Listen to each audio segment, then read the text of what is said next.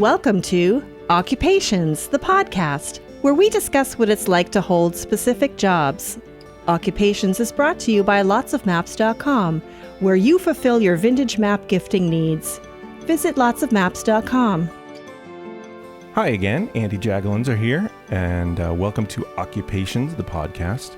I'm here with Traci Green, and Traci is the professor and director of Opioid Policy Research Collaborative at Brandeis University, and I'd like to welcome her right now. Hi, Traci. How are you? I'm well. How are you? I'm doing great. Thanks for coming on our show. I know you wear a couple of hats. Let's talk about Brandeis first, and then we'll get into to your other gig as well.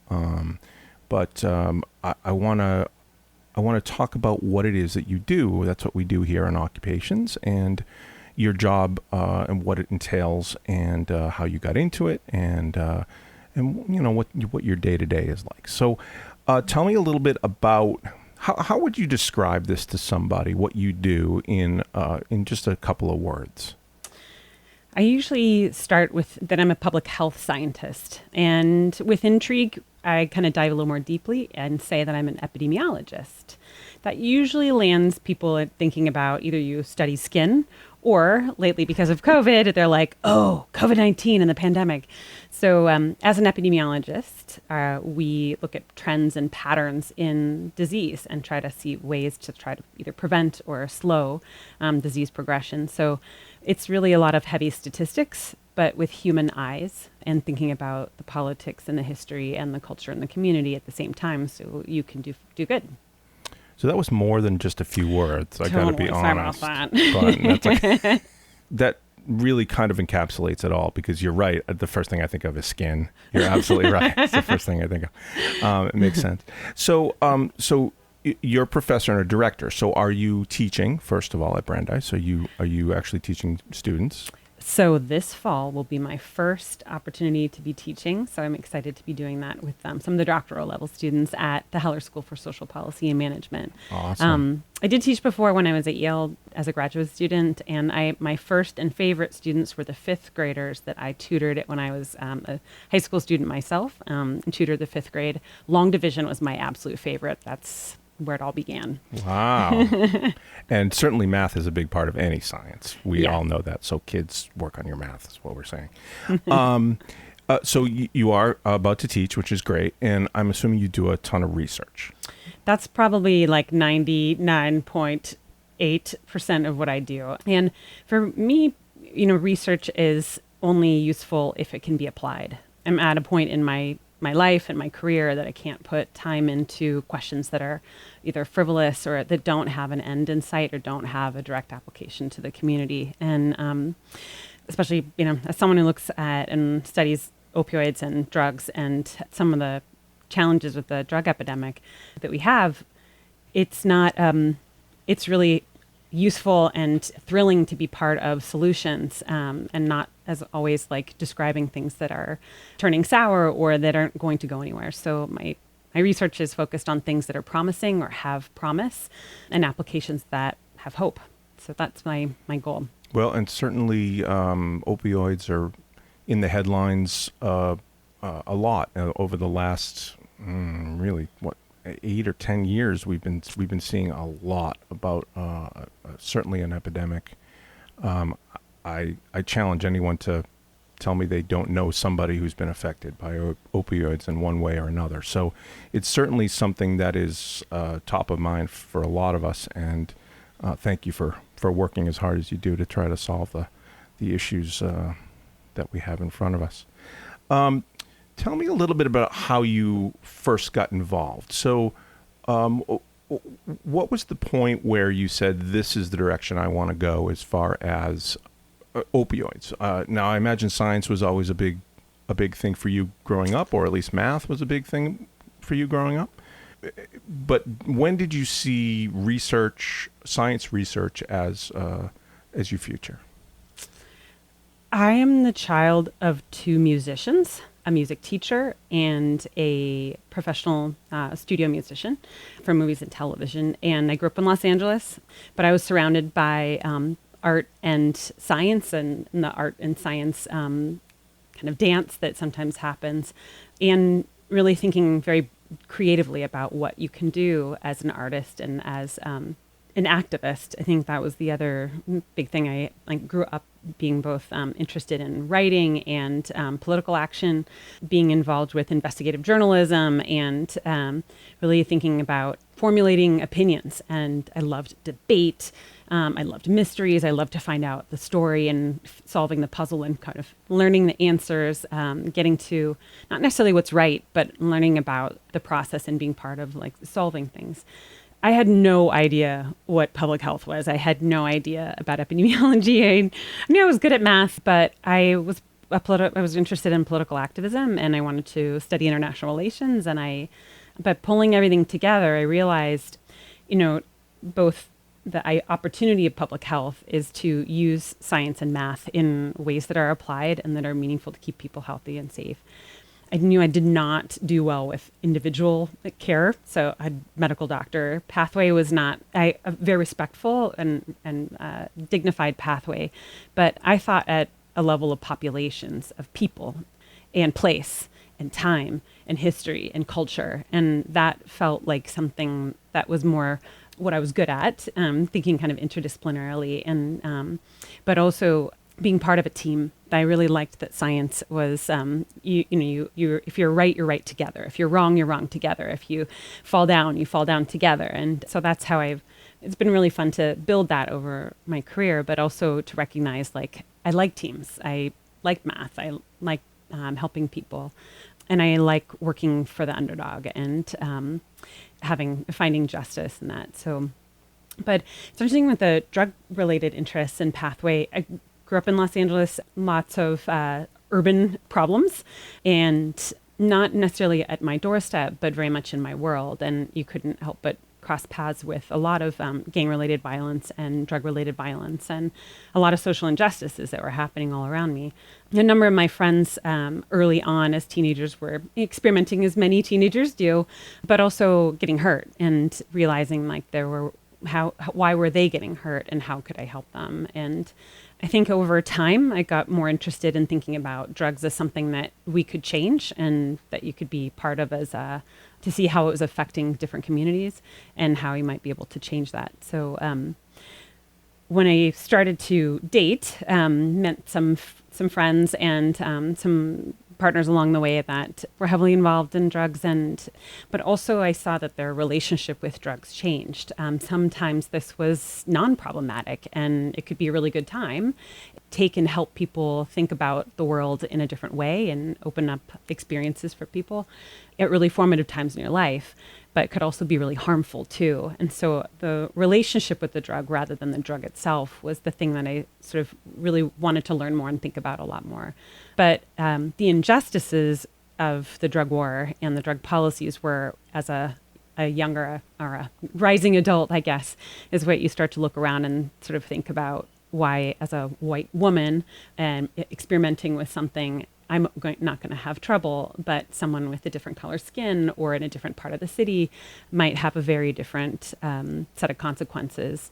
And that privilege felt like it was wrong. So I sort of started to think about how can I incorporate science and math and some of these skills and to protest in a different way. And so that's sort of where I started to experiment a little bit more with the field of epidemiology and public health as it relates to drug policy.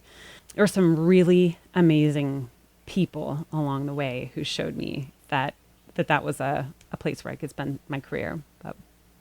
So you finished high school. You did your undergrad where? I did not want to be in California. I wanted to get away and escape, and probably just both out of protest, but also I had some family in New York and Washington, D.C., and I visited a couple times over summers, and I really enjoyed the East Coast. So I applied to schools along the East Coast and landed in Boston. So I went to Tufts and really wanted to study international relations. And so I landed at Tufts starting out there. They didn't have a community health or a public health program at the time. Now, of course, they do. It's a vibrant program.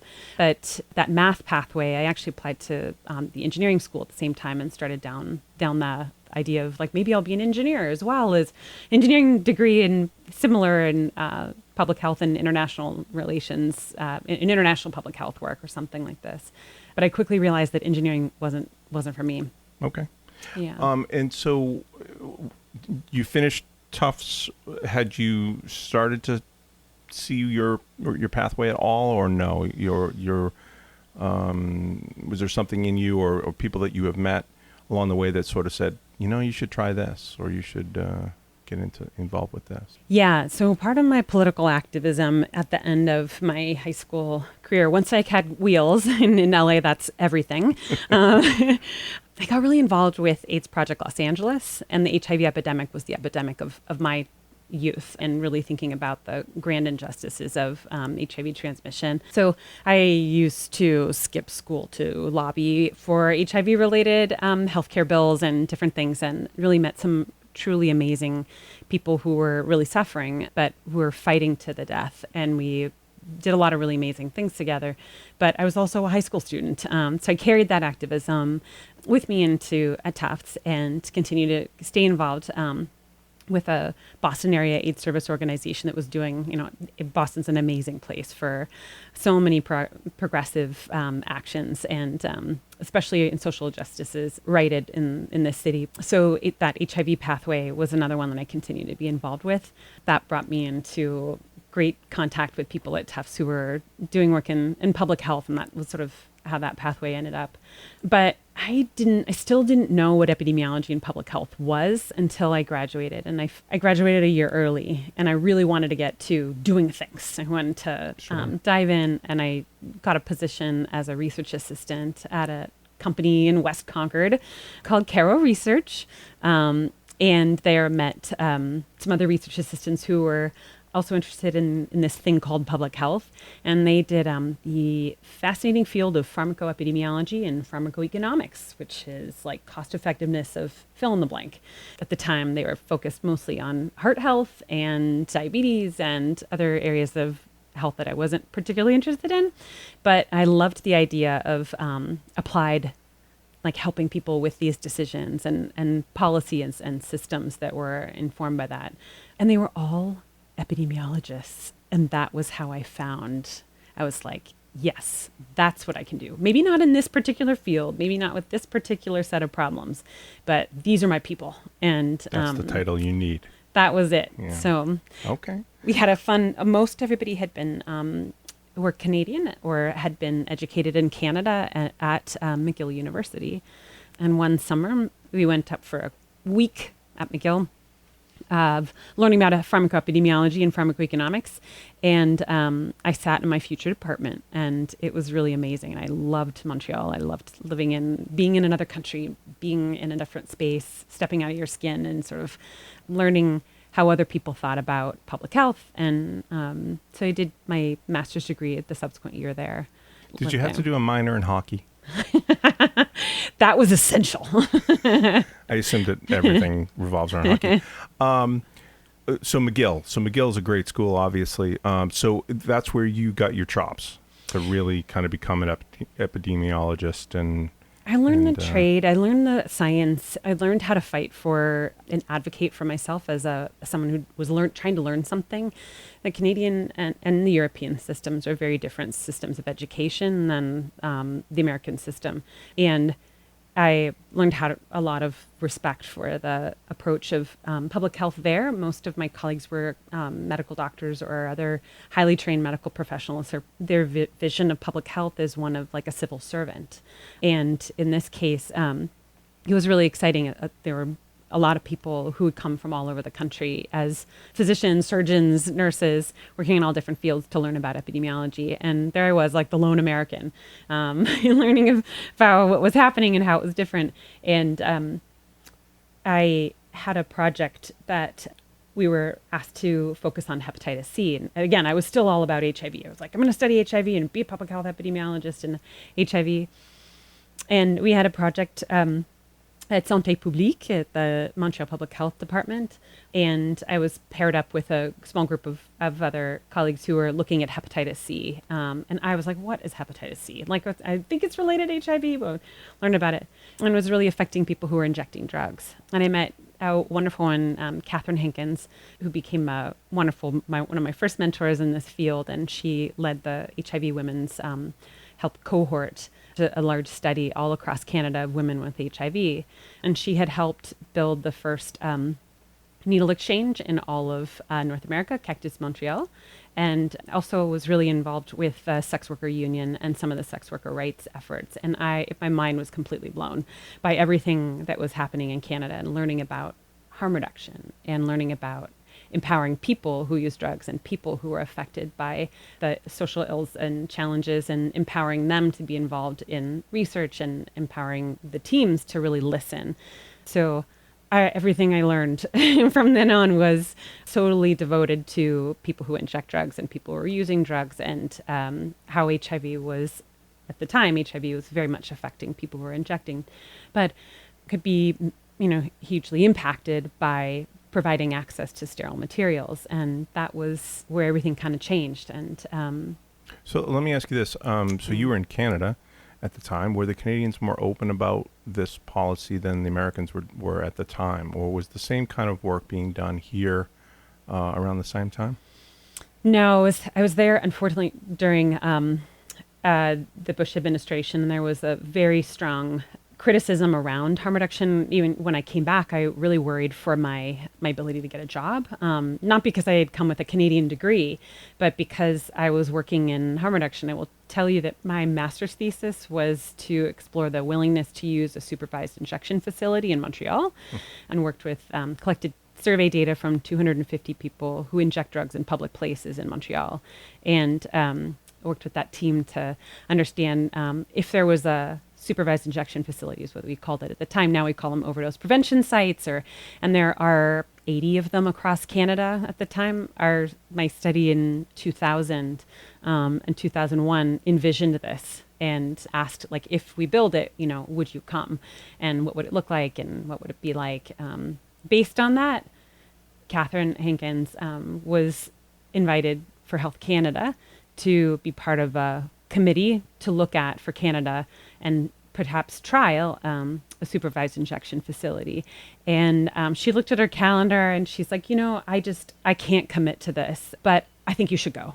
And I was like, what? I'm an American, not even a Canadian. I can't be on a Health Canada committee. And by the way, have you noticed I'm a master's student without a degree? And she's like, you have read more papers. You've thought about this way more than anybody else, way more than I have. And it was really lovely. And so she, this was the essence of mentorship and scholarly activity, to sort of stand down and lift up. And I learned a lot from that. It was karma. You pass on what you experience, and but you worked for it. I did. I wouldn't. It wasn't a handout. Handed to you. For sure. You clearly deserved to have this opportunity, but it is that. Isn't that funny that there's that one opportunity that you're given, and sometimes there's multiples, but there's usually that one that you're given. You want to hit it while it's right. It was amazing. Sounds like you probably did. So tell us more. We there were a couple of us from Montreal who went, so had the experience of going with peers. A wonderful colleague who was heavily involved in the sex worker union at the time, and other people from the Quebec ministry. And we all traveled and had this experience of simultaneously translated in French and English, meeting over a couple days. And we considered whether there should be a trial of a supervised injection facility in Canada, and how many, and where should it be. And our recommendation at the end of the 3 days was, I think it was 3 days, but it was several days of testimony and debate, and but the recommendation was to trial one, and the history kind of played out that Vancouver opened Insight, the first supervised injection facility in North America, and continued to do a ton of research on showing, of course, that it saves lives. And there are other positive things that come from providing access to a safe place for people to use, who are otherwise oftentimes victimized, die in public places, or in HIV infections are spread through reuse of non-sterile materials. So this was a really important set of research that, it replicates what's happened in other parts of the world. But as we, today, fast forward to 2023, we're sort of debating this in Rhode Island, where my other hat and my other life sits at in Rhode Island. The legislature passed and approved and a first pilot of a state-sanctioned, and the governor signed several years ago now, ability to trial and open an overdose prevention site, not totally unlike one that we talked about 23 years ago. Did you have anything to do with that, with Rhode Island?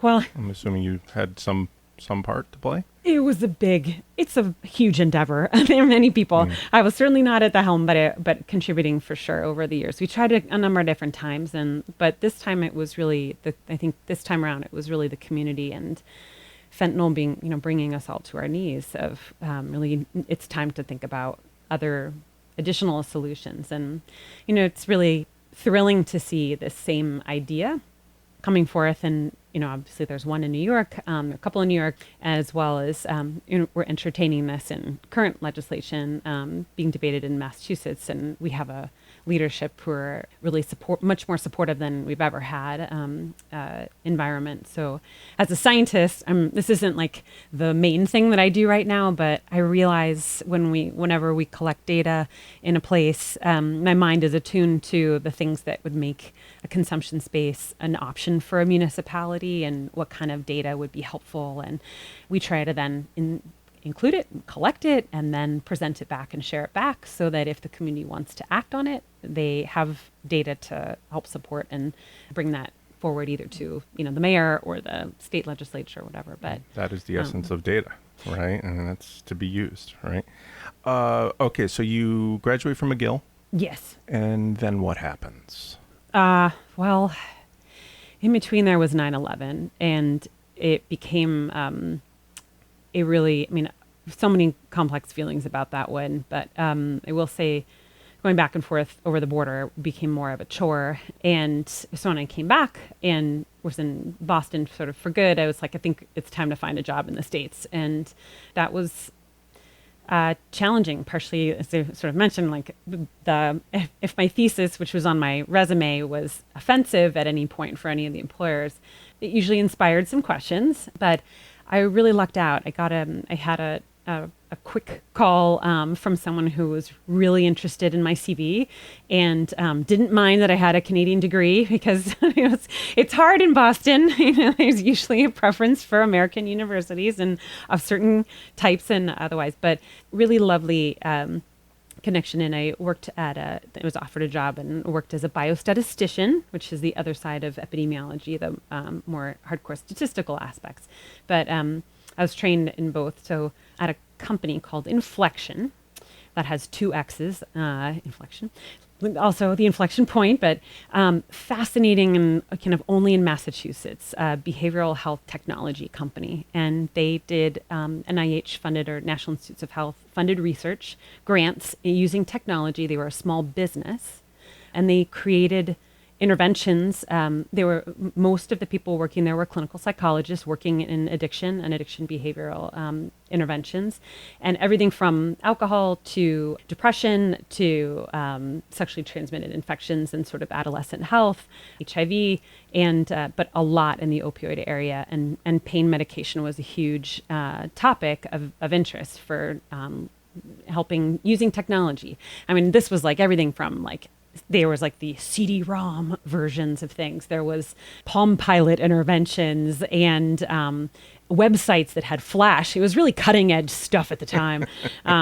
But, the thought that it was really ahead of its time in so many ways. The company was massively successful and we put in grants all the time. Like coming from a pretty high caliber university, we got used to preparing good, solid research. So I was the person who helped define and refine a scientist's idea with them in a team.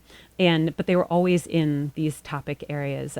And we did, it literally was like a lot of college student related health and some medical professionals. And so I liked that quite a lot. And I learned so much from how to engage people in interventions and using creativity and humor to engage people visualizations and things that were kind of, now you look at it and you're like, of course, it's an infographic, or of course you have a Tableau interactive this, or like these were not possible in 2001. So these were visions of the future. And so I learned to think to kind of tap that creative part of science, surrounded by this like tech company that otherwise would have been in Silicon Valley. But you know what they got was the behavioral economics, behavioral medicine, how people's brains, like how they think, and how do you motivate people? How do you retain people? How do you continue to pique curiosity? That is something that is very different from your run-of-the-mill Silicon Valley kind of great idea that'll last for a little while and then it poof is disappearing. And so, I mean, my job was to sit with the data and see, did it work? You know, they spent all this time building these things and working really interactively with creative design and videographers and like putting all these amazing interventions together. And it was like, did it work? Did it work? Did it work? And did we design it in a way that you could see if it worked? That was my job. So using science to help design this research question so that if it worked, we could be able to detect it instead of the chaos that sometimes happens in real world science. So that was really fabulous and fun. And but I realized, so I pitched a couple of things in harm reduction and working with people who use drugs, who are actively using drugs, not in treatment. And there were people who are willing and interested, but it was hard to see what the market is. And that is one of the challenges, I think, of working in a small business, was pitching your idea. So I learned a lot about how to pitch an idea, and even one that maybe has social benefit, but wasn't necessarily a capital investment or a what's the return on investment? And those questions of like, to whom? That's something as a scientist, I have to pitch my grant ideas all the time. And as an American scientist. As an American scientist. And it is and honestly, Capitalist. as a female scientist too, Sure. It's like that aspect of, it's not uncommon for me to be, even still, like to be very much, one of the women in the room of law enforcement type people who want to talk about the drug supply. And I try to, my sex and my gender don't always get in the way not, to try to equalize that as much as possible and to advocate for more women in the room as well. But yes, that was very much a whose voice, who's there, who's not, and Right. and what are we investing in? I think that was the thing. But it was interesting because one of the last like products, if you will, or research efforts that we engaged in with that small business was this is going to sound really boring, but post-marketing surveillance. After pain medications or any medication is approved by FDA, pharmaceutical companies have to engage in surveillance of their product to make sure it's being used safely, there are no adverse events associated with it. And if you have a controlled substance like OxyContin or another pain medication, you have to show that it's not being diverted or misused, such as by injection or by insufflation, snorting, or other routes of administration, more than you would expect. So there's this approval process that the FDA goes through, and they weigh, is there a benefit to the patients and to the community? Should we approve this drug? And then once it's approved, it's not like one and done. They continue to see, is there a problem with this, or is it being misused inappropriately? And that may be marketing. It could be people need training, maybe all sorts of things. So what I didn't know is that at the time I was the only card-carrying epidemiologist in this company, and they were like, I think we have a tool to collect information that we've developed, and these pharmaceutical companies need to know if their medications are being misused. And they were companies like Purdue Pharma, Endo Pharmaceuticals, many of those that are, taken now, their names are known to us, Johnson & Johnson, like because of some of the challenges of the litigation. But at the time, the requirement really was that they have to show and report to the FDA that their medications are not being misused. So we developed a surveillance tool, or basically a way to monitor how medications were being misused. And we used science and behavioral science and everything that we could and technology to develop a solid tool. And it ended up being one of the most, for the company, it was definitely like their flagship product, if you will, but also as an epidemiologist, this is like a dream come true when people are like, so can you like design a sample for this? How many places do we need to go to? How many people do we need to talk to be confident in what we're seeing? And what if the medication is only used by or misused by certain kinds of people in a certain way? How do we build this? And it's like a dream come true to be able to. So you're sort of helping write the rules, write the standards, and potentially make it safer for all in the end. Right? That was the thing. So we're looking at trends in how was OxyContin, for instance, being injected or snorted or used in ways in places. And so we built that, but started to see some cracks in the system and the ethical aspects of what do you do when you see a red flag, and is that something you share with the company, the FDA, the public, the whatever, the CDC, and so along the way we saw, for those who kind of track this kind of thing, but Opana had pretty serious health problems associated with its injection, and how it was some of the health problems associated with injecting. They hadn't expected it to be injected. The uncrushable OxyContin, when it was reformulated to not be crushable, it could be crushed and it could be defeated. That was a thing of science, a falsehood that people who want to misuse a medication are going to look to find ways to do that. And then, of course, the unfortunate but expected shift to heroin, and then heroin to fentanyl. So it was a time where I kind of left just as things were starting to be built. And I left to do further study because I wanted to I loved doing all these working in interventions and all these different scientific areas, but my heart was in drug policy and this particular topic of opioids and overdose. And so I left the company and went to Yale, but I actually came back to the company years later and built out the public health aspects of using this very large same data set and using it to measure things like transitions to heroin and other things so it came full circle, but by way of learning a little bit more at Yale a lot before I could do that.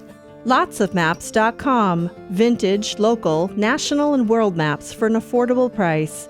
99% of our maps are $25 or less. Great as gifts. Frame them or put them under glass for your home, vacation home, or as a memory of a special place. Lotsofmaps.com.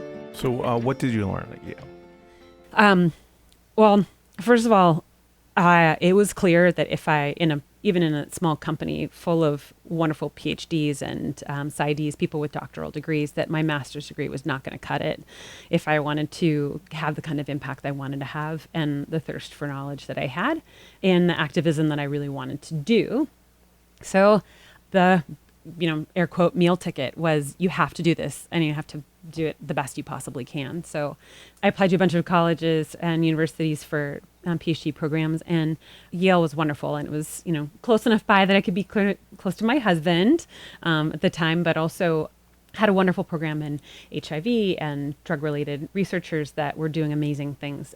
Robert Heimer is, and all of the people at the Center for Interdisciplinary Research on AIDS, but Robert Heimer in particular is a mentor that I, owe so much to him. But his research, he collected syringes that were marked from, and those that were distributed, he and a team, of course, but the ones that were distributed from the syringe service program in New Haven, and those that were not, and they were able to detect the circulation time and to measure how much HIV continued to be in syringes that were coming from the syringe service program versus those that were in the community. And they could calculate that the ones from the syringe service program circulated less HIV because there just wasn't as much time. So a syringe that was kind of like thinking about it like a vector, like a mosquito, the mosquito that has malaria, that if you have preventive measures, then you reduce the amount of the opportunity for mosquito to transmit. The same thing, a syringe that's in the community for longer has more opportunity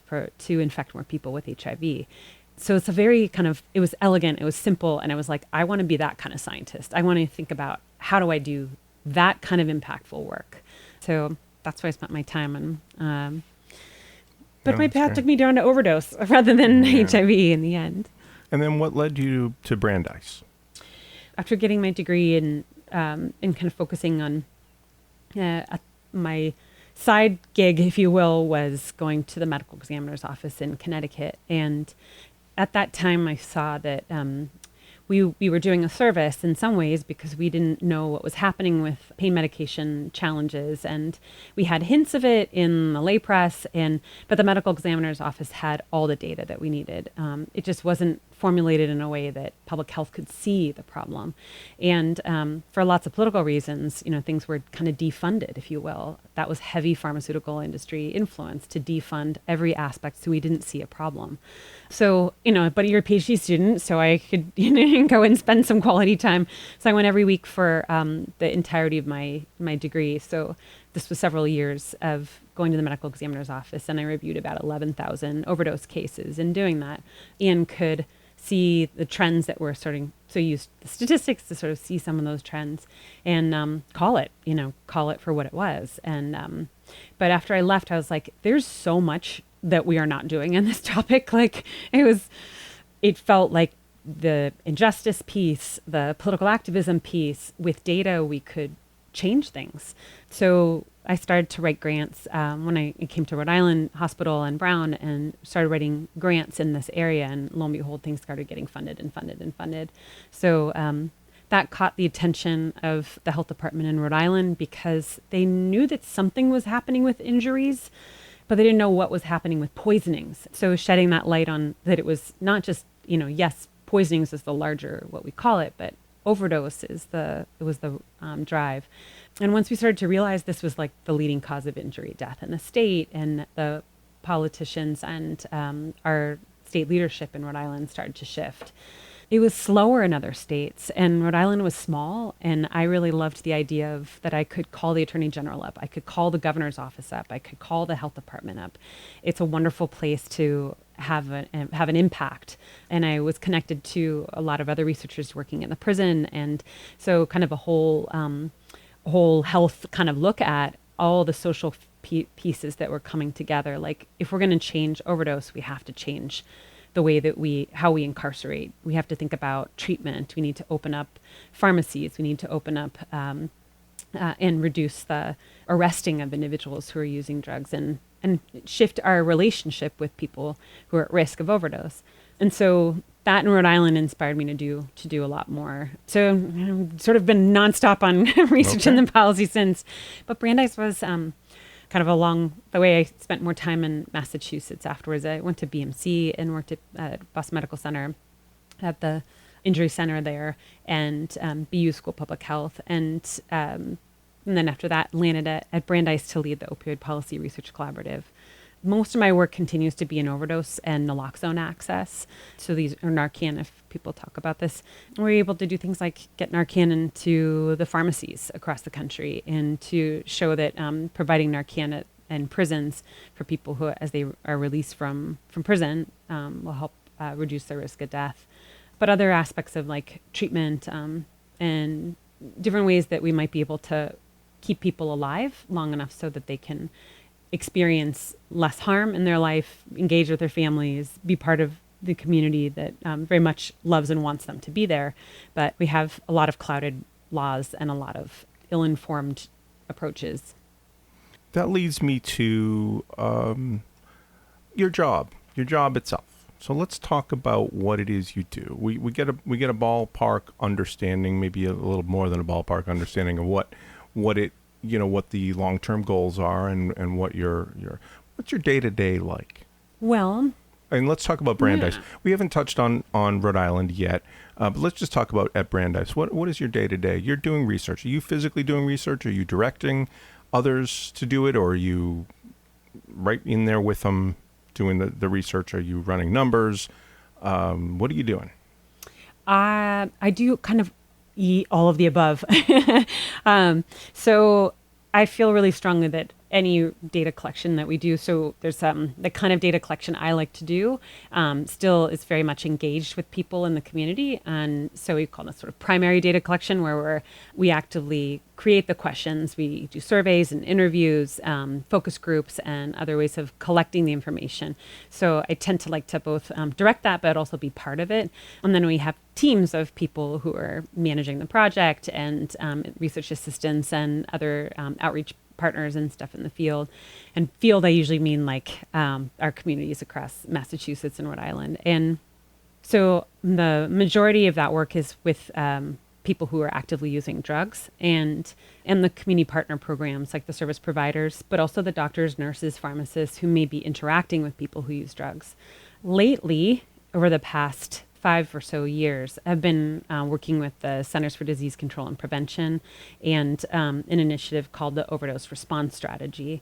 And that is a partnership between lots of alphabets here, but ONDCP, the Office of National Drug Control Policy, which is part of the Exec Office of the President.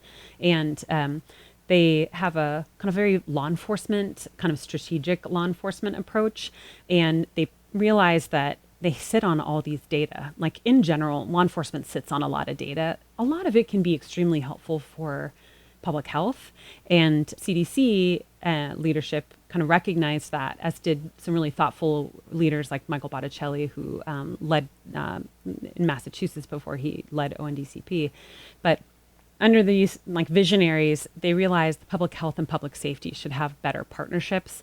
And while for a lot of my career, I've spent like pointing fingers at the police or pointing fingers at these laws and how they're imposed and, how people greatly suffer at the hands of law enforcement, that people can't arrest their way out of this problem. And we need to actually work together and collaborate. And I think from some of my community partners, those that have learned to work with and at least communicate with, not necessarily BFFs here, but being able to coordinate and collaborate on some level with public safety, that they benefit more when they have someone they can call, because otherwise the law enforcement and public safety may take it out on people in the community, or may be unable to and frustrated by the system itself, and the most vulnerable are the people who we work with.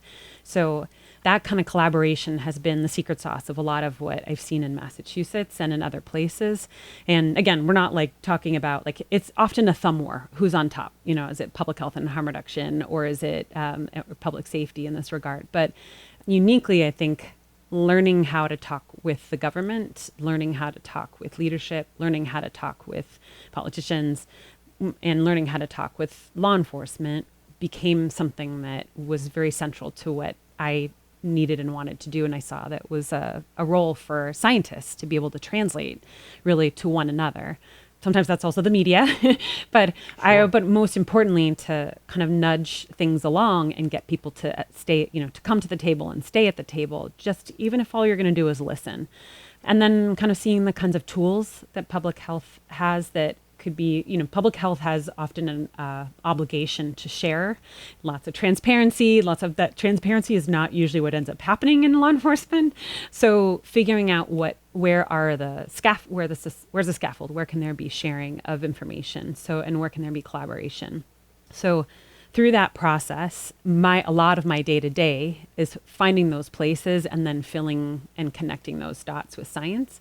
So as an example, maybe you've seen like fentanyl test strips, learning that fentanyl is in highly potent synthetic medication, useful for lots of surgeries, but when taken by someone who may be expecting heroin or maybe expecting a pain medication, can be really harmful.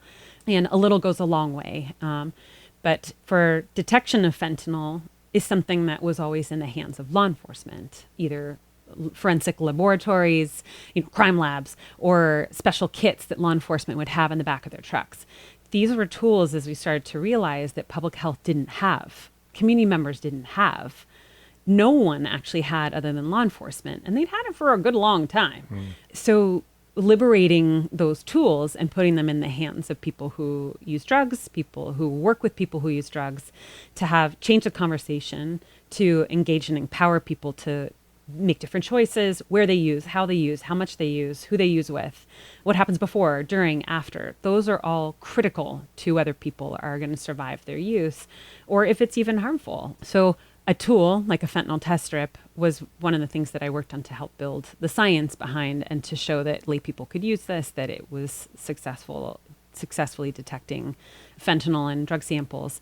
But we had used science And we absolutely needed the police to open up their labs and to share some of these tools with us. And you know what? I think we're for the better for it, because a lot of times the police aren't trained to necessarily look at populations. They look at a case. Right. Like doctors, they look at a patient. Sure. They're not looking at population. So our job as public health is to translate more of that. So my day-to-day is finding stuff like that and then running the studies to make that. So it's running numbers, but it's also taking the numbers, the research that you've done, and putting it in the hands of the right people, telling them what you've got. Hey, you show me your numbers, I'll show you my numbers. A little bit of schmoozing here and there, a little politics running in there, I'm assuming, and right of course, papers, and writing all of things, writing a lot of papers, and getting into how to make public policy a safer and better place for all of us. That sounds pretty fascinating. That's the part that I think is, at the end of the day, like taking the science and putting it in front of politicians or other individuals who may be able to enact a change, a governor that can create an executive order, or a legislature that can adopt. So we've been able to change, I mean, not I alone, clearly, but using the data and the impetus behind fentanyl test strips, for instance. Like, we've had Nixon-era drug laws, 1970-style drug laws around paraphernalia. Like, the actual carrying of a syringe was illegal for a long time because it was associated with drug use, and that you could be arrested, and depending on what state you live in, could be a misdemeanor or a felony. You could do 20 years in some states just for having a syringe. That's changed in most places. This has shifted, but it took long, hard fights and a lot of science to get to the point where that happened. For fentanyl test strips, it has shifted dramatically and very, very quickly. Almost every state has passed laws that have changed drug paraphernalia laws to either to remove the word paraphernalia because it's useless. These are helpful tools, not harmful tools for staying safe, or shifting to make exceptions to include things like fentanyl test strips and other kind of drug checking. So, but I can't necessarily lobby for these things, as I am also a publicly funded researcher. Sure. But I can put research that we do that may be useful and have suggestions or recommendations that come forth from it. And legislators do it way better than I ever could. So, well, and it's not like you're shopping for one buyer either. I mean, you're realistically. I mean, it sounds like you're going to governor of a state, or you're going to health czar or whomever, but there's other people that can also benefit from the same technology, I would assume, that are much further down the chain as well, I would imagine. So you're probably looking at all aspects of how these tools can actually help.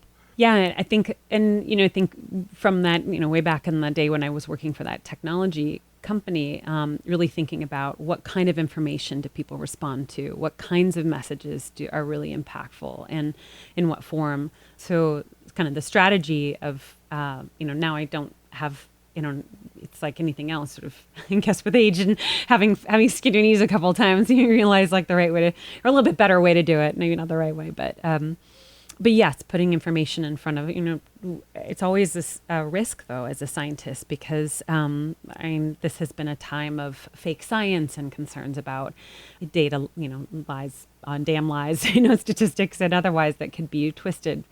But to the best of our ability to, be objective and balanced and non-biased in our approaches. You can back it up as well, which is... That's the thing, if we can. Yeah. Whenever. Certainly.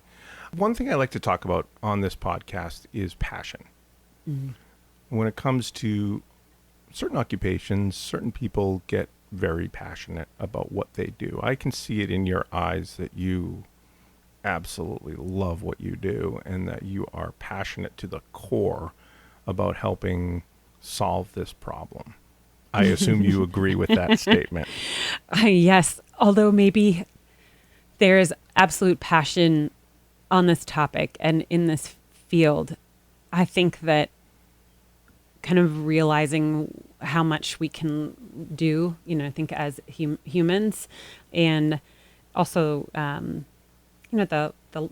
I hate to say that, work-life balance, but there's a lot of work in my life for sure, and that I feel strongly that this is a life of service and humanity, and I love being part of this world and this life, and I want more people to be able to stay and be here with us. And so the opportunity to be part of this particular chapter in human history and to commit to making the world a better place for our kids, I think is definitely like, this is where it began for me, and it probably isn't gonna stop anytime soon.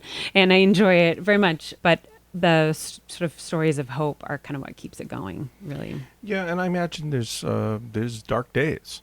I would imagine there's a lot of dark days that you feel frustrated. Frustration is probably a good word to use. Is that true?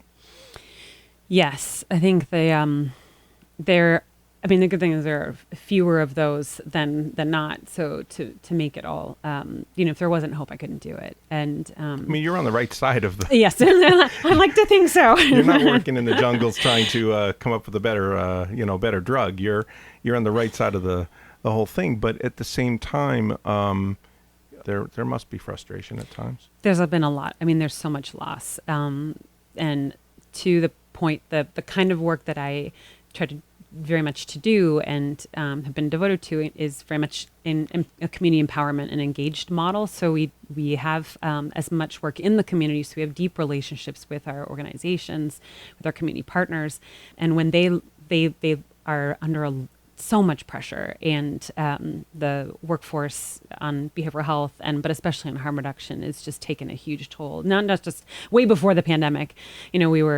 fentanyl has been hard. It's just a nightmare. And I think as someone who works kind of on the national level, seeing what happened in New England and the East Coast and looking to the Midwest and the West during COVID, it breaks my heart, and the only thing we can, like many of us who are working in this field can think to do, is to share everything that we learned as quickly as possible and hope that the same mistakes are the same, it doesn't take this long, that we learn, and that humanity will learn if we can share and disseminate information and communicate and network with one another. So I think that's sort of the investment in my partnerships with CDC and some of those more like national organizations, to find other scientists, other community partners, and hopefully that some of those shared experiences can benefit.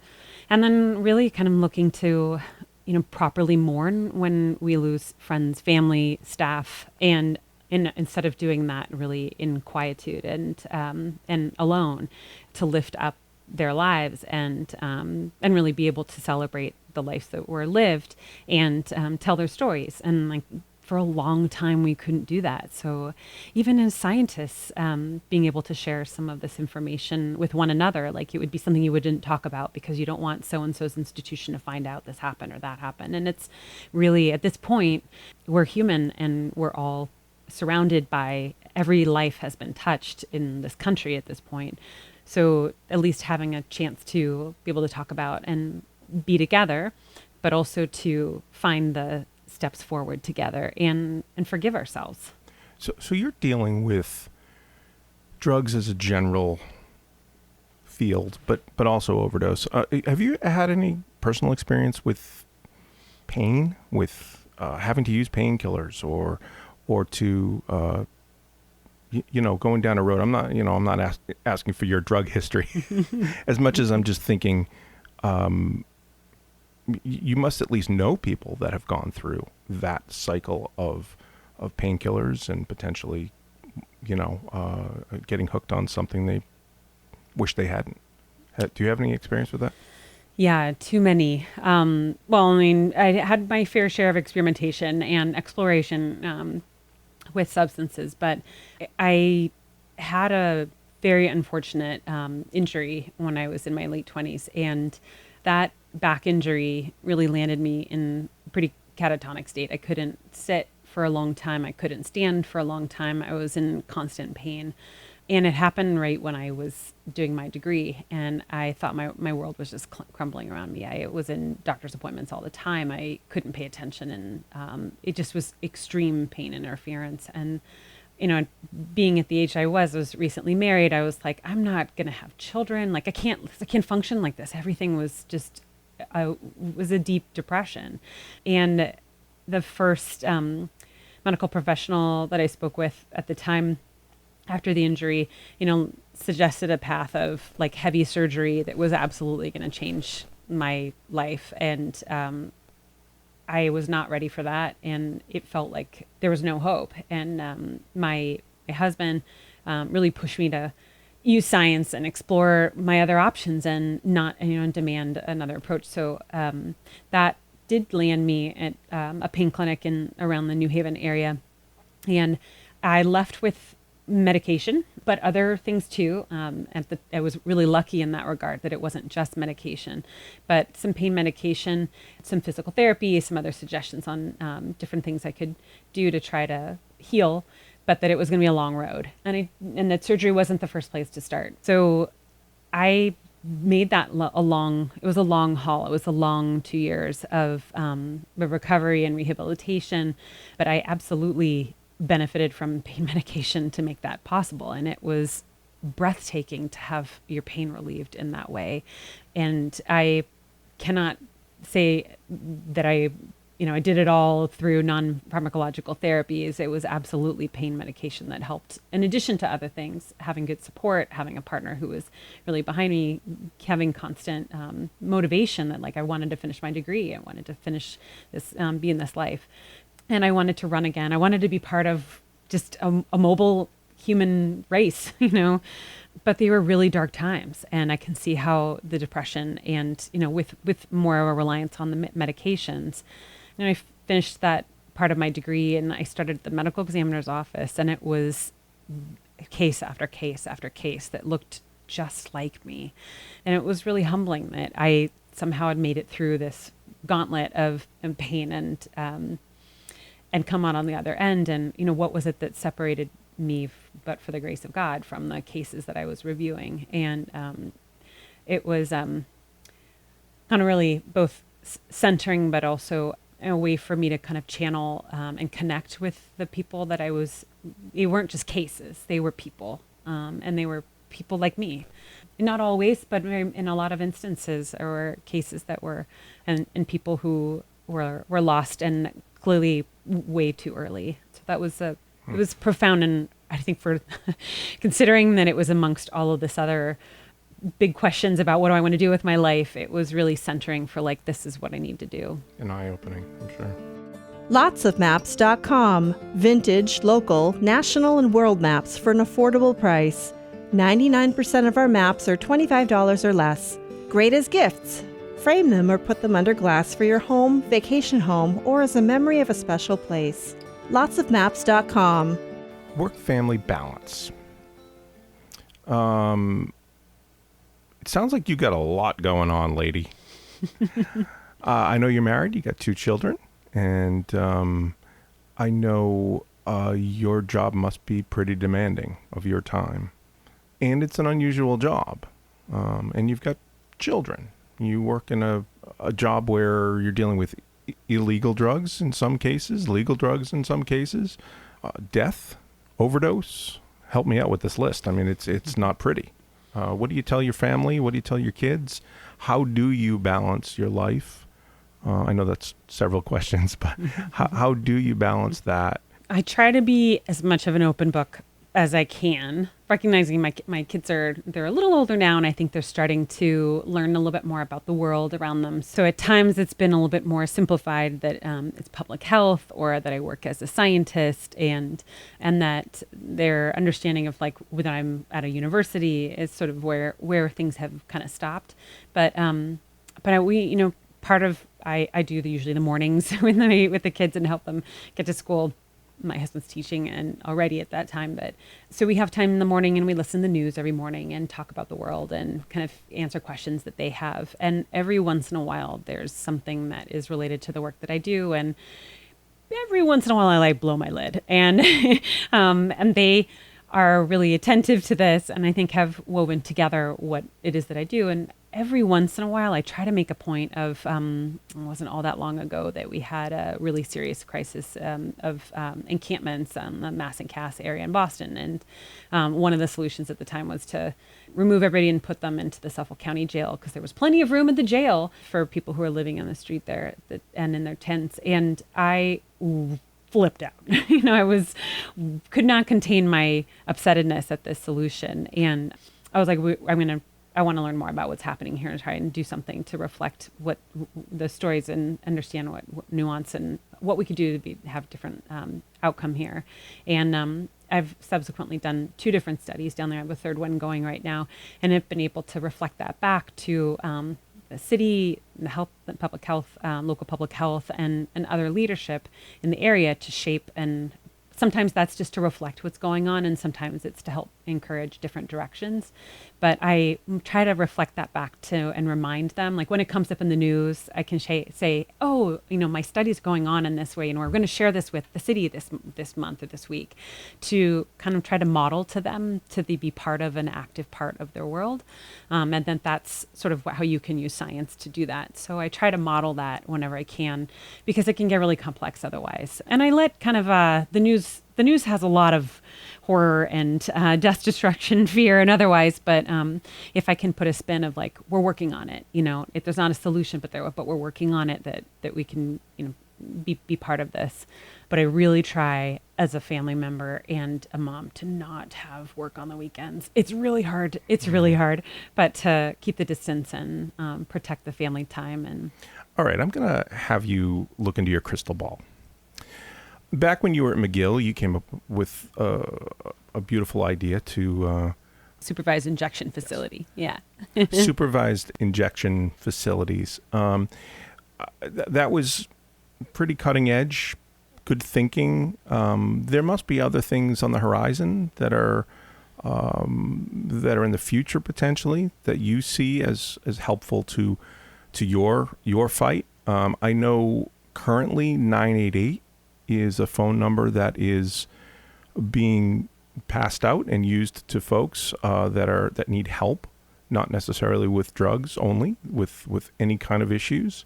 What else is on the horizon here that you see that will be helpful in your endeavor? Yeah, big shout out to SAMHSA, the Substance Abuse Mental Health Services Administration, to have gotten 988 off the ground, because that is a huge contribution to all of Americans who have a chance to access it in their time of need, and rather than having to look for that number for the Good Samaritans or whatever it may be, you have an opportunity and a real lifeline for any kind of crisis, health crisis, mental health crisis, and across the age spectrum too. It's really great.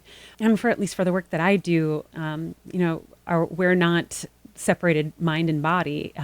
We can't just treat. We have to treat the whole person, the whole patient, the whole community. That person is very much part of a family and part of a culture. And so remembering that and building out resources at every level is huge. So 988 is one of those key first lifelines for mental health supports. But other things, so I'm working in, so I'll share about 3 kind of big things, 2 of which I'm working in, one that I'd like to build out more. But one has been, I took a little break and left my skin, if you will, and stepped out of my life and visited another country, and to think more openly and broadly. And I guess at other times in other places, this would have been like a sabbatical. But I took the opportunity to spend some time in Scotland and explored. I wanted to see how naloxone and Narcan was being provided in the pharmacies there. I learned about Narcan being provided that you could walk into a pharmacy and get it. And I thought that was so cool. So I spent all this time organizing and planning the trip, and I went and visited and had an extended vacation there. And I couldn't believe my eyes when I visited, a country that we have family roots there and stuff. I was like, this is such a completely different experience, walking into a Boots pharmacy, or otherwise known as like Walgreens owns Boots in Glasgow. And they were like, well, of course we have naloxone, because we do methadone here and syringes, and people can get foils, and they can get their PrEP for HIV, and they can get everything here.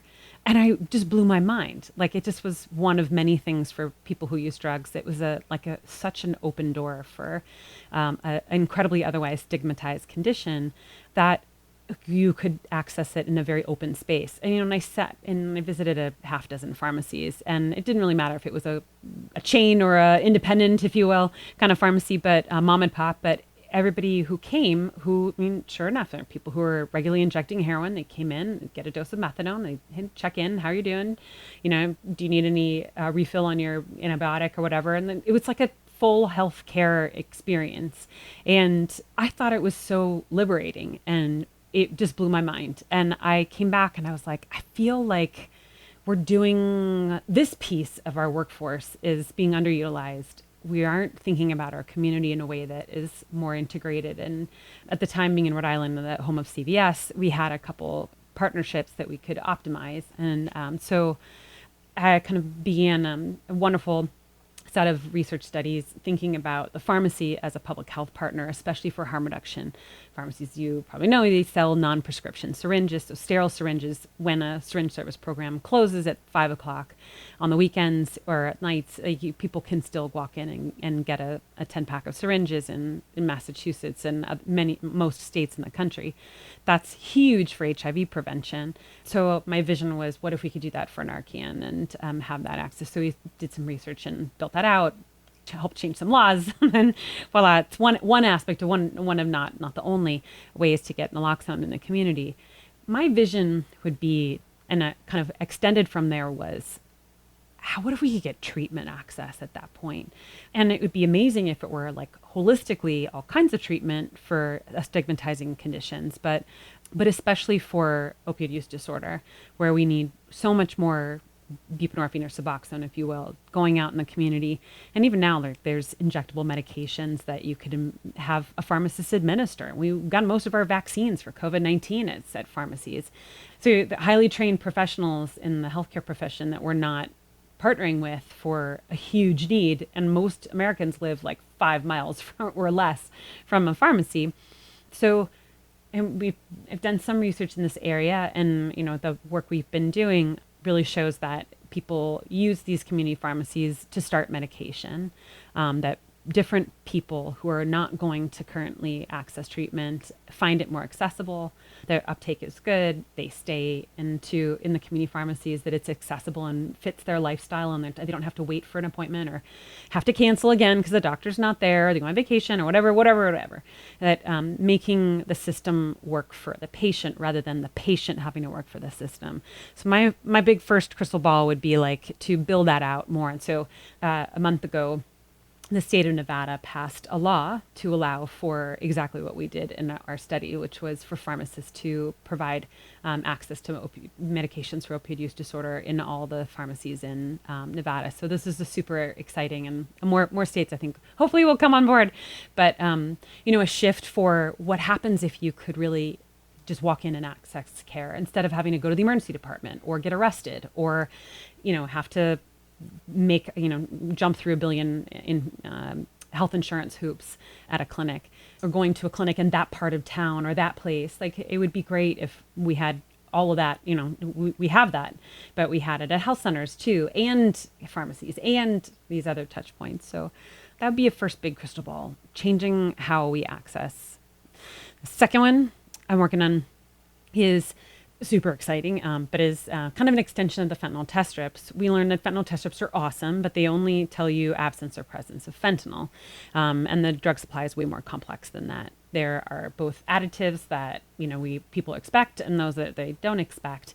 Xylazine, the animal tranquilizer that we're seeing added to fentanyl, is the most recent addition that has a lot of health-related problems, especially wounds and other problems with withdrawal and heavy sedation that leaves people, potentially victimized in public places if they're out for 6 hours. So there's lots to be worried about. But in this case, the tool. What tool do we have? So we borrowed again from our law enforcement partners and saw that there were a lot of field-ready tools with CDC funding in the wonderful state of Massachusetts in partnership with Department of Public Health.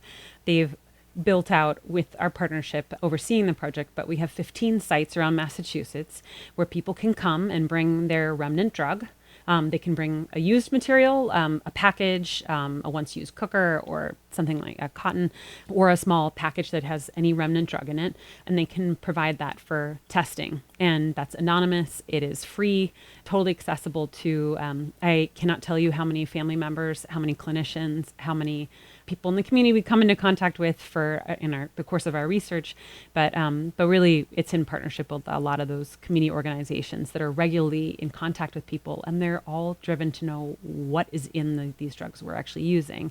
You can plan differently, prepare patients differently, and it turns out that people, when they have knowledge, like any other consumer, you do different things with that information. I know, I think very differently when I can see how much sodium is in my fill in the blank, or how much sugar is in my soda, or whatever it may be. Like, people can make those sort of decisions. They can go to their manufacturer, or if you will, their distributor or their supplier, and advocate for different things. But what's neat about it at the kind of larger level is that an organization or a scientist or a health department can look at it and say, we need more resources in X, Y, and Z, or there's a rise in this problem. I can't tell you, for xylazine, for instance, we wouldn't have seen it until we had so many people dead, dismembered, and amputated.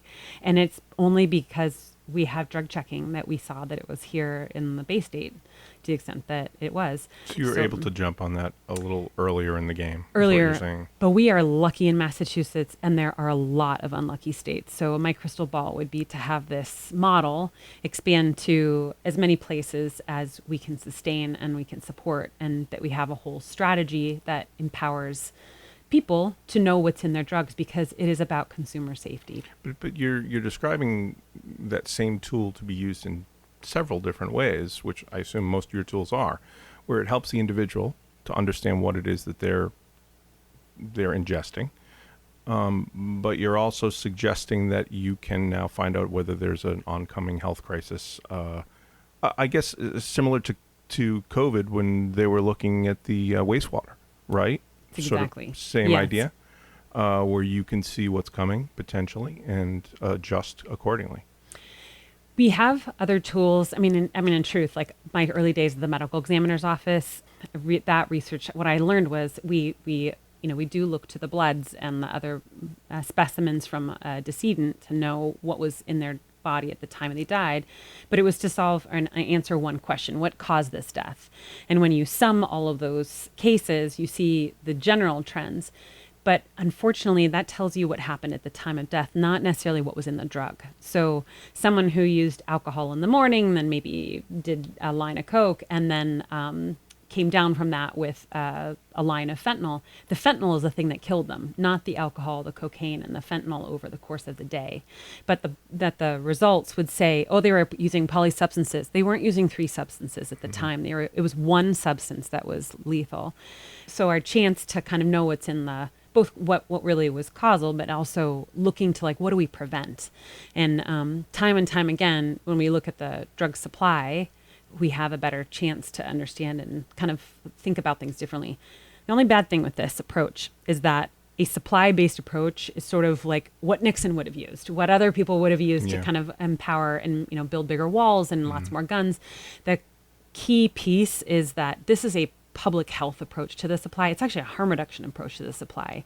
It has to be in the hands of especially people who use drugs and service providers and clinicians, so that they can have a different kind of relationship with the supply than just, this is what's in your urine today. It's not helpful. Right. Yeah, you want to make sure you're not doing any harm by introducing that kind of thing, but at the same time, for the greater good, it's got to be a good tool to use. Other places in the world have been doing this, kind of like in Scotland with the pharmacy stuff. Other places have been doing it. The challenge is that, like most places in the world, America is so different on all the levels, but the world is not suffering from fentanyl and the challenge that the synthetic drug market that the U.S. is. And that is a dynamic that changes the entire clock, and our space-time configuration. But it just means we have to work a little harder, and we have to work smarter, and we have to have more people at the table, and especially people who use drugs is at the table. Yep. My third thing is the workforce. And that's not something, we did like some surveys and to understand what does the harm reduction workforce look like.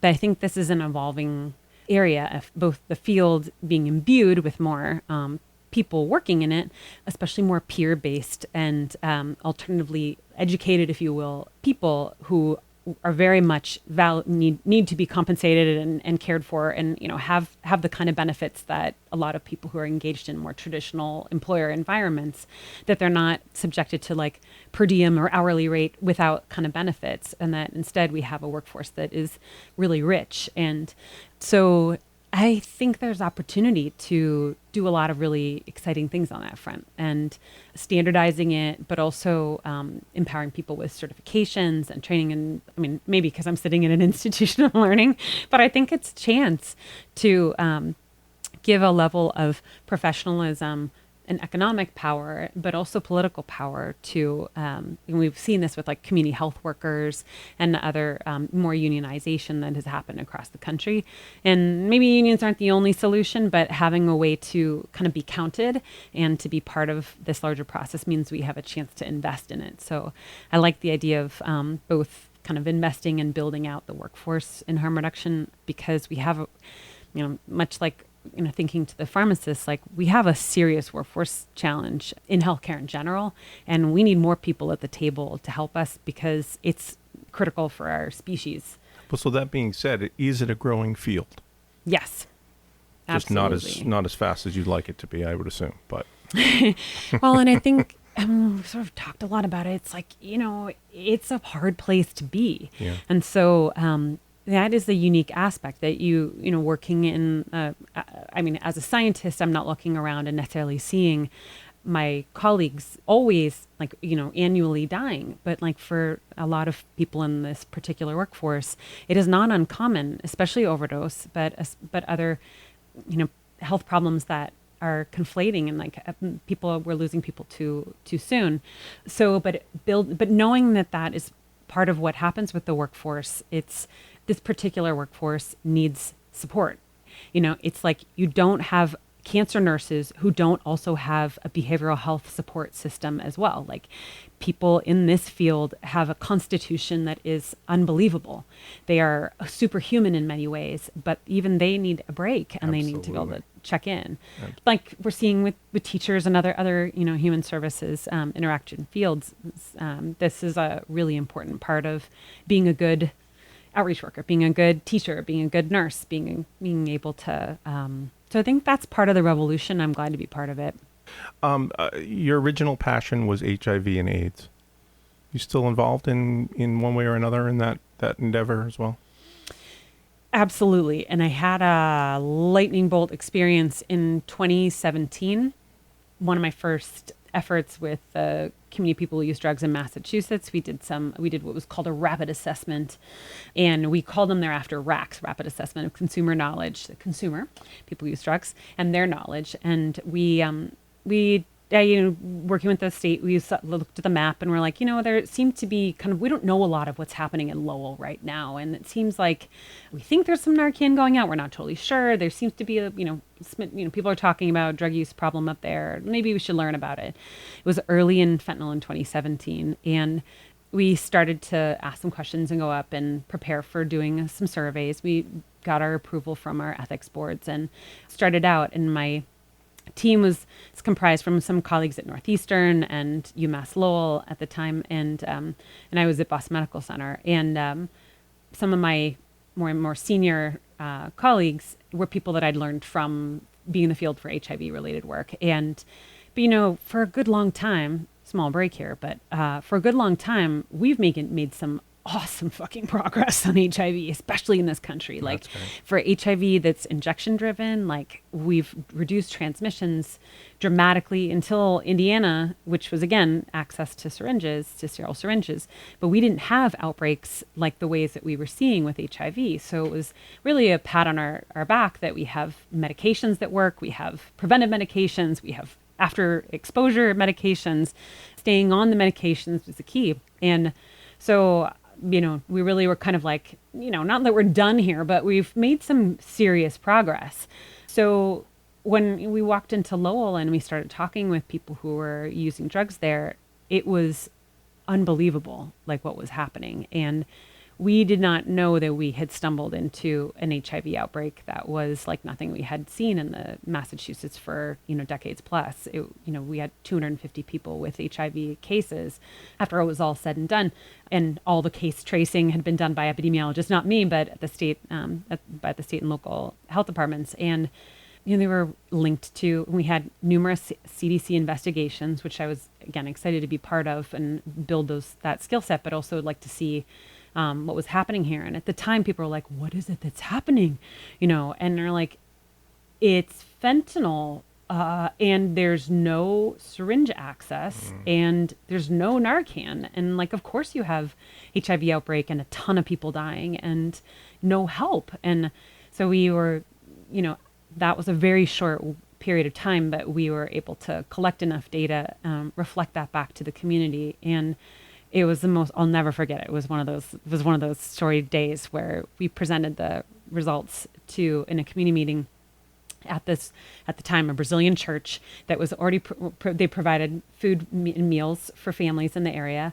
And we were in the back of the church at the community meeting, and the state was there and the city was there, and some of our community partners we'd met were there, and law enforcement was there.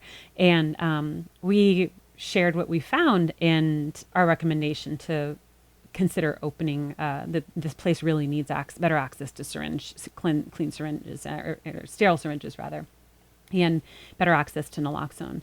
There were 11 Narcan kits that had gone out that year for that community. It was like unconscionable. The police were really in a different place with the community at that time, very heavily policing. So suffice it to say, it was the public health a nightmare, to say the least.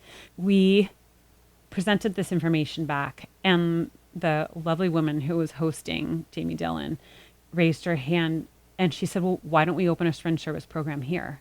And it was like the needle across the record, like every head turned to her, and the jaws dropped. And we were like, that's a great idea. It was amazing. After that, everything kind of fell into place. The state, helped support, the community started to help support. And this is a site of one of Lowell's first syringe service program at that space, a brick and mortar syringe service program, and it continues to operate at this today. But it was that meeting that we realized, this little bit of community data was extremely powerful in addressing an HIV, subsequent to our surveys, we learned that there was a huge outbreak. But there are many things that the community needs beyond the syringe service program, but it really helped, connect and center the kind of resources that people could connect to. They were otherwise, there was nowhere for them to go other than to. So yes, it's still there, but only when we needed to be there. Thankfully, we're still making good progress on HIV, but it's one of those things like they're thankfully related tools. Yes, obviously. Yeah. I didn't mean to say that you weren't involved with HIV, no. But I also understood that that was your main cause when you were younger, and now it's part of the cause. Speaking of that, are you protesting anytime soon, and where can we find you? Are those days over, the protesting? I know now you have to be nice, play nice, but you obviously are heavily opinionated, I'm sure, and I'm sure you feel a certain way, but at what point do you pick up a sign and go walk around and protest, or when is it we need to use diplomatic relationships and try to go in there in the right way? Is that still in you? Potentially? Yeah. I do both. Well, I think try to feel like civic engagement's really important. Any chance to be present. Absolutely. Bear witness, but also to raise your voice when it's necessary. Yeah.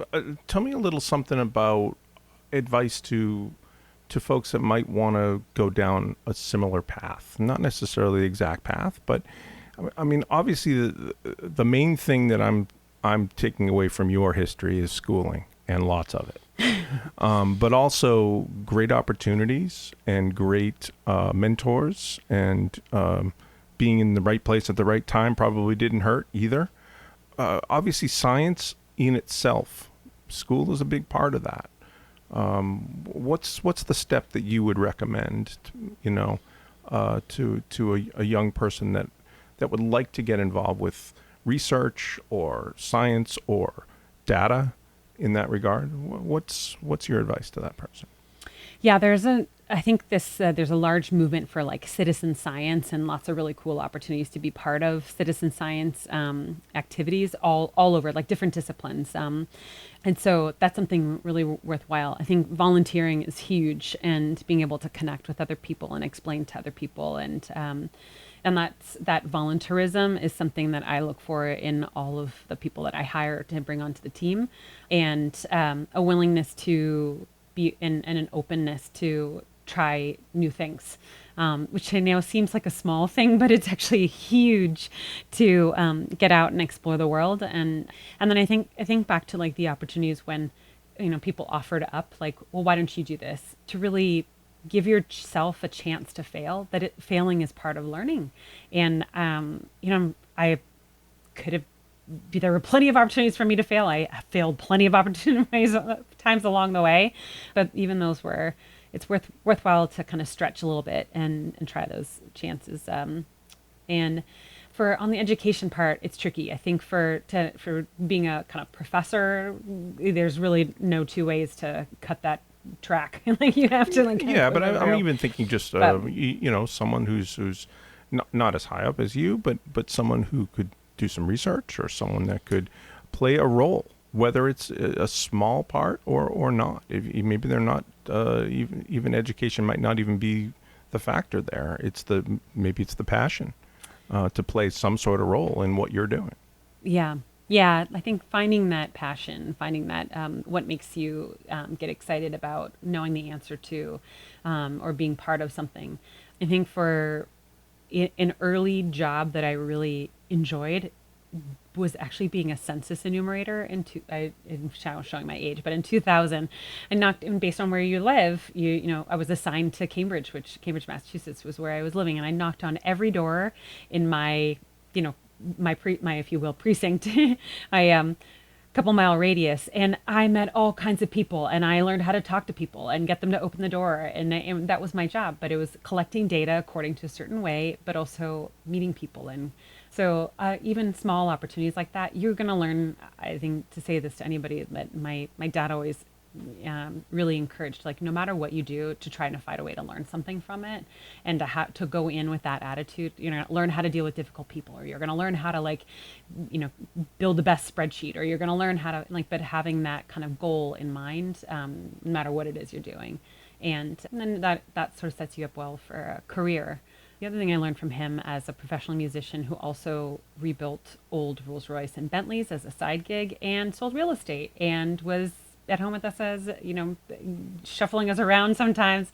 And from my mom too, juggling many different things. But for him, I think I learned, have more than one thing, because there will be frustrating times and days, and find some other things that make you tick and keep you excited about this world and this life. And for me, I was doing HIV related research, but I was like, I'm really curious about this whole overdose thing. It ended up being my whole entire career in medicine or in public health. It could be a different topic, but it could be a different population. It could be a different place. It could be something completely different. But I think as a career, or as an occupation, it helps if it's something that helps make you money or gives you something in return, so that you get that level of satisfaction out of it too. So it's different from service and volunteerism and, giving to a community organization. I think that's really important too. But in terms of an occupation, it's also helpful to have something else that you can do. Like, always can pick up, and I can always sit down and do statistics if I have to, and that I like doing it, but I really like doing this other stuff that I'm able to do. It makes you dangerous too, right? Absolutely. They secret weapons. You got your utility belt ready to use your tools at any time. One other question, and then I'll let you be, because we've been going on for a long time here. People that want to get informed about what it is you're doing, the numbers, the community, the outreach, is there a way that they can follow the work that's being done by yourself and your community? Are there websites to go to. Any suggestions of how to sort of follow along? Yeah, a big one for our drug supply stuff, especially in Massachusetts, but also across the country, is streetcheck.org.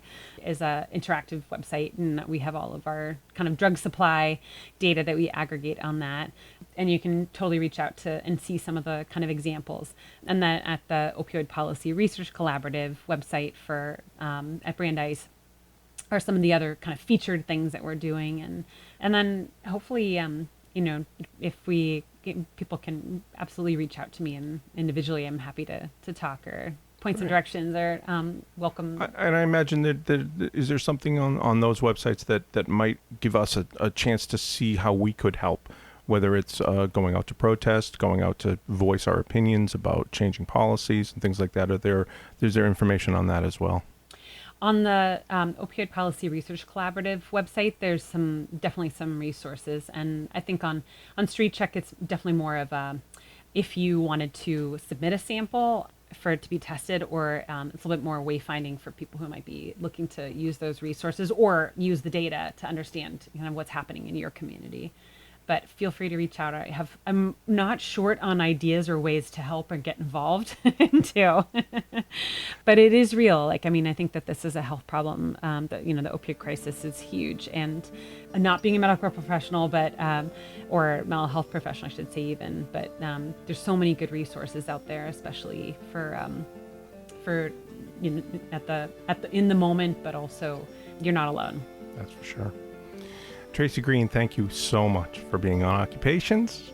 Really appreciate your insight, and I hope you'll join us again for another version of Occupations. Occupations has been brought to you by lotsofmaps.com. Please follow Occupations the podcast on Facebook, Twitter, and Instagram to find information about our next episode or to see what past episodes are available.